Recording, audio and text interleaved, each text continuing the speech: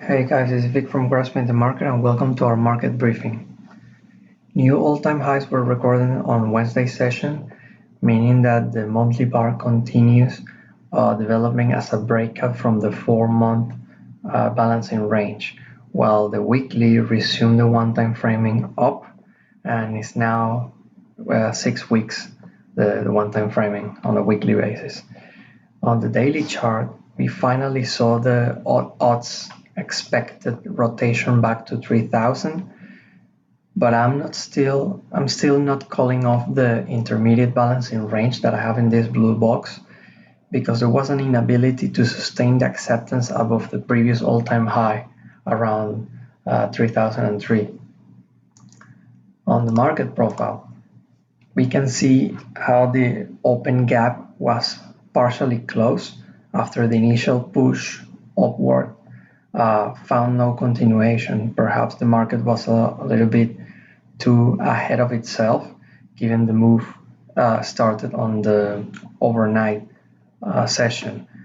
Nonetheless, the gap partially held the deep period pullback and value was solidly established higher. One additional data point on the market profile, and I think it is an important one, is that the high post the FOMC minutes came exactly at the previous all-time high, and there was an inability to go further. And selling exactly from that point suggests that came from short-term money, and that behavior was repeated on the rotation down. You can see that the K and L lows match exactly one tick below the morning period, open period, and the F low. So there was a lot of short-term money involvement in today's session. But despite that questionable afternoon low we have here, I think that the information in all time frames and the profiles suggest and give good odds for continuation higher as long as we don't get acceptance back below 29.9350, which is the afternoon pullback. So that's the focus for tomorrow.